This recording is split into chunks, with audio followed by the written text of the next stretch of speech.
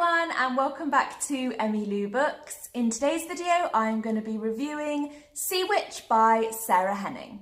So this is a retelling of The Little Mermaid, but it's not so much a retelling, it's more a prequel to the story of The Little Mermaid, and it kind of tells the story from Ursula's point of view. So we all know Ursula, she's the sea witch in The Little Mermaid and she's evil. And this book kind of sets out to explain why she is the way she is and why she is so evil. So first of all, I really loved the setting for this book. It's set in a fictional place called Havenstad, and we know that it's somewhere in Scandinavia, but we're not exactly sure where. Denmark is mentioned several times. I really liked this because obviously Hans Christian Andersen's The Little Mermaid original story was set in Denmark, so I thought that this was a really nice touch. So Sea Witch follows four main characters: Evie, who is the daughter of a fisherman, Anna, who is from a well-to-do family, and two princes, Nick and Urka, who are cousins.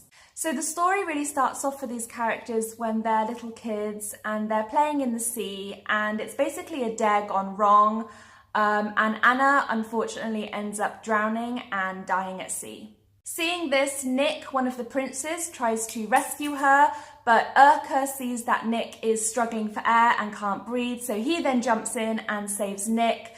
Thus, they don't save Anna. Years later down the line, when they're about 15, this girl shows up, and this isn't the first time that Evie actually has seen this girl.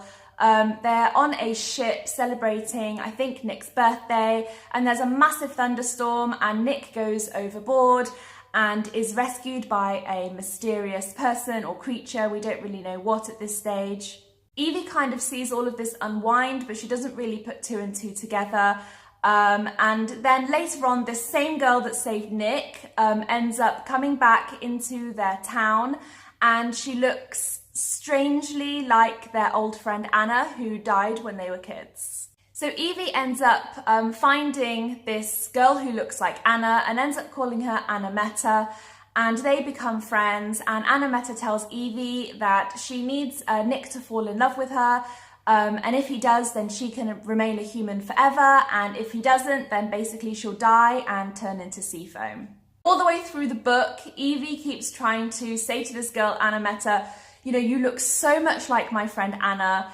And all the way through, Anna Meta is like, I don't know what you're talking about. I'm not your friend. I'm a mermaid. I come from the ocean. And this kind of goes on a lot throughout the story. And I'm not going to give too much away, but things definitely do take an unexpected twist. So this book was a little bit slow to get going. I think the first 150 pages for me were not all that interesting, but then towards the end of the book, I'd say the last 200 pages really picked up, and I ended up absolutely loving this book. So I am going to be doing this as a spoiler-free video. I don't want to give too much away, but there was one aspect of this book that I really didn't like. So Anna kind of has quite a dramatic change of heart, let's say, towards the end of the book. And if you've read the book, you know what I'm talking about. And for me, it seemed very sudden and out of character, and it didn't really quite make sense to the story. And I kind of felt like the author just did it to add an extra twist, but for me, it didn't quite work. So I ended up giving Sea Witch 4 stars. That really is purely the last 200 pages. I was fairly certain I was going to give it 2 stars towards the beginning of the book, but then as I said, it really picked up and I ended up really enjoying it. So I would definitely recommend this book to anyone who likes The Little Mermaid and is interested in learning more about the backstory of Ursula, and books that are set in Scandinavia. The setting was really nice. I can't stress that enough. I really did enjoy the setting of the book. The character development was okay. Some of the characters were fleshed out better than others, but overall I gave it 4 stars and I enjoyed my time reading this book. So incidentally, if you are looking for more stories to do with mermaids, I actually recently watched a movie called Blew My Mind. It's set in Sweden. I watched it last night. I think it came out at the end of 2018.